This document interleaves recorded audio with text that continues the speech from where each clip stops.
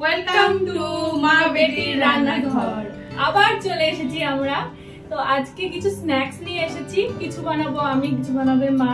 কিন্তু কি বানাবো এখন বলবো না, ওটা সারপ্রাইজ তোমাদের জন্য।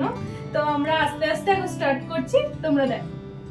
তো আমরা স্টার্ট করছি। তো মাকে আমি বলছি ব্রেডটা প্রথমে মা কেটে দিই। তুই ততক্ষণ তেলটা বসিয়ে দে, তেলটা গরম বসিয়ে দে, এটা অন করে দে। এইভাবে সাইডের এগুলো কেটে নিতে হবে। এই রান্নাটা অবশ্য আমি জানি না দিয়া কি করবে, দিয়া জানে।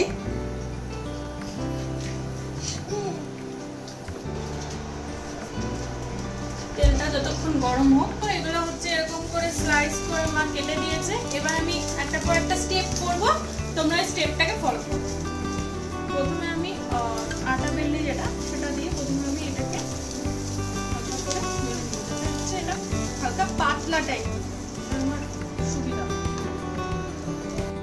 ব্রেডটা ভালো মতো হচ্ছে বেলে নিলাম, তারপর তার উপরে একটা চিজের স্লাইস বসালাম।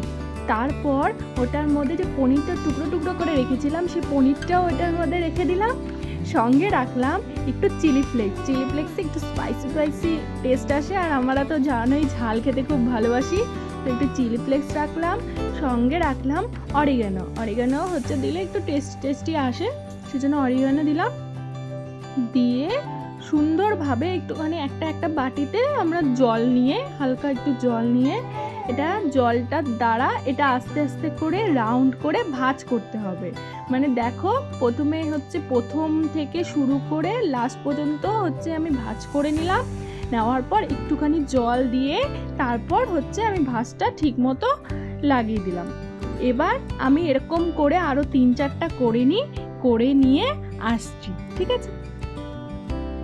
এখন হচ্ছে বানাবো আমি কর্নফ্লাওয়ারের ব্যাটারটা। তো হচ্ছে আমি মাকে একটা করে বলছি, মা একটা করে ঢেলে দিই, ঠিক আছে? তো মা প্রথমে 3 চামচ হচ্ছে কর্নফ্লাওয়ারটা ঢেলে দাও। ঠিক আছে, তুই একটু জলটা দে। 3 চামচ দিলাম কর্নফ্লাওয়ার। এরপরে কি দেব? এরপরে এর মধ্যে হচ্ছে চিলি ফ্লেক্স। এরপরে দেব চিলি ফ্লেক্স।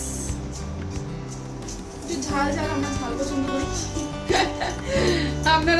আপনারা জেনে গেছেন আমরা কতটা পরিমাণ ঝাল খাই। কোনোদিন আমাদের বাড়িতে খেতে আসুন, তাহলে আরো বেশি বুঝবে। আর দেবো না, এখন হচ্ছে থেমে যাও। আর এবার হচ্ছে লবণ দেবো। আর দেবো আর হচ্ছে গোলমরিচটা হচ্ছে দেবেন, এই হচ্ছে কর্নফ্লাওয়ারের হচ্ছে ব্যাটারটার মধ্যে খুব সুন্দর। আর একটু অরিগানো আমরা হাফ চামচ দিই। এবার ব্যাটারটাকে একটু জল দিয়ে আমি বানিয়ে দিই। এটা সবসময় ঠান্ডা জল দেবেন, গরম জল দেবেন না। বাস দাঁড়া।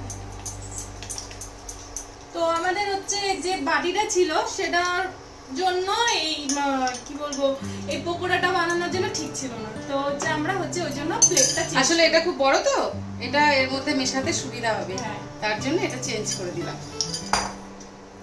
চল, তেলটা গরম হয়ে গেছে। হ্যাঁ, তেলটা গরম হয়ে গেছে। এখন প্রথমে হচ্ছে এটা আমি নিলাম, নিয়ে এখানে ভালো করে ডুবাবো। এখানে ভালো করে ডুবালে তাহলে এটা আটকিয়ে থাকবে। তারপর আমি হচ্ছে ব্রেড ক্রাম্বসের মধ্যে দিচ্ছি।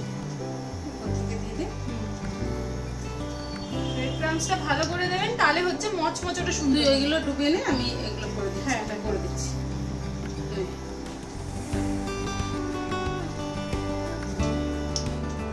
মা এখন হচ্ছে এটা করে হচ্ছে তেলের মধ্যে ছাড়বে, খুব সুন্দর লাগছে দেখতে। এটা একটা খেলেই পেট ভরে যাবে। বিকালে স্ন্যাক্স এর জন্য একদম পারফেক্ট। আর আজকে আমাদের ছেলে বাড়িতে আছে, ওর জন্য বানানো। ছেলের জিমে যাওয়ার কথা ছিল, বলছে এত সুন্দর খেয়ে আমরা জিমে যাবো না আজকে। তো আমি এটা বসিয়ে দিলাম।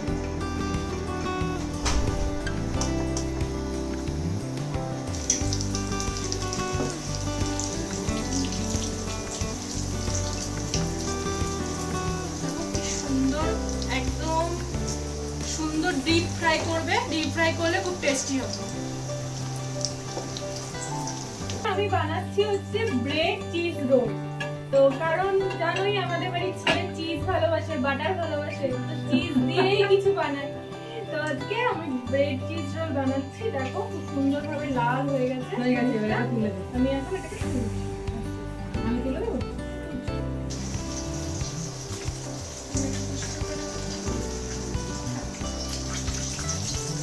দুটো হয়ে গেছে, এবার আরো দুটো এইভাবে আমরা বানিয়ে নিয়ে তারপরে ফিরছি।